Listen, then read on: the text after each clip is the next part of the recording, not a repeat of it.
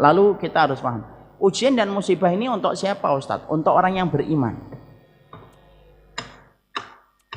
Semakin tinggi iman, semakin berat ujian yang Allah berikan. Kenapa? Konsep cintanya Allah beda dengan konsep cintanya kita. Kita kalau jatuh cinta, kita akan terus menjaga orang yang kita cintai supaya tidak kesulitan.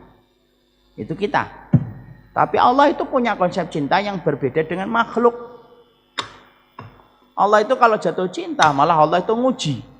Semakin tinggi imannya, semakin berat ujiannya. Tapi ingat, pertolongan Allah lebih besar daripada ujian yang Allah berikan. Makanya maaf, orang yang beriman itu ujiannya berat, Bu. Tapi kenapa rata-rata orang beriman tetap tegar, tetap mampu menghadapi? Karena pertolongan Allah lebih besar daripada ujian yang Allah berikan kepadanya. Saya kenal dengan seorang ustadz yang semoga Allah menjaga beliau. Dalam waktu 3 bulan ini kehilangan 2 putrinya, meninggal dunia lebih dulu. Kan kita paham ya, namanya orang tua itu musibah gede itu ketika meninggalnya anak. Karena banyak orang tua itu bermimpi, berharap dialah yang akan ditaburkan tanah oleh anak, dan dia tidak pernah menyangka dirinya yang menaburkan tanah untuk anaknya. Itu kan orang tua. Tapi Masya Allah, saya melihat beliau itu dalam kondisi tegar gitu. Ujiannya berat, tapi kenapa beliau tetap tegar menjalani? Karena pertolongan Allah lebih besar daripada ujian itu. Makanya tidak usah khawatir. Makanya saya pernah dialog, ada seorang bapak-bapak, entah beliau ini bercanda atau serius, saya tidak ngerti itu. Ngomong sama saya, Ustadz, kalau kita beriman ujiannya berat Ustadz. Iya Pak. Ya sudah Ustadz, saya tidak usah beriman banget lah. Salah lah. Beriman, tapi pertolongan Allah lebih besar.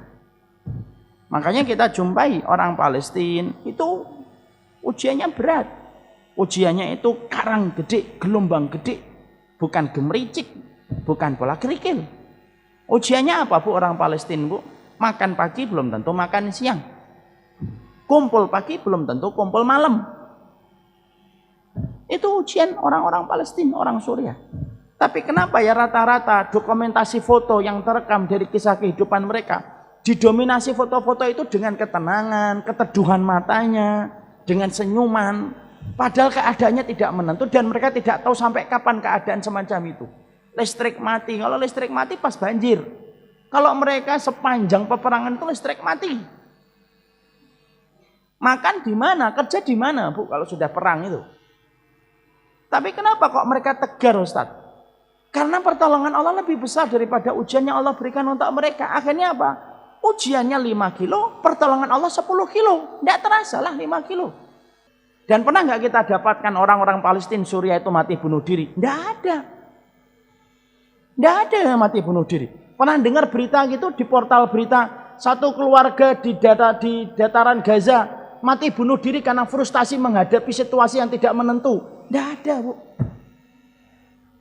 Kenapa mereka tidak ada mati bunuh diri? Kalaupun ada 1, 2 dan itu sedikit sekali. Karena pertolongan Allah lebih besar. Bebannya 30 kilo, tapi pertolongan Allah 120 kilo. Tidak terasa akhirnya. Beda dengan orang kalau tidak beriman. Orang itu kalau tidak beriman, ujiannya memang ringan, recehan, gemericik, kerikil. Tapi tidak ada pertolongan Allah. Kalau tidak ada pertolongan Allah, terus yang bisa menyelesaikan siapa? Makanya kita ini kadang-kadang harus paham ya. Naikkan level imanmu supaya yang menyembuhkan pikiran kita itu tidak recehan. Ibu-ibu juga gitu. Ibu itu harus punya fisik gede supaya yang menyembuhkan ibu itu perkara-perkara gede. Orang kalau tidak beriman, itu ujiannya recehan. Ujian recehan pun tidak bisa menyelesaikan. Kenapa? Tidak ada pertolongan Allah, Bu. Makanya negara yang paling banyak mati bunuh diri di mana? Di Jepang, Korea sekarang lagi trending ke nomor 1 dia. Jerman, di Jepang itu sampai ada spot favorit untuk mati bunuh diri.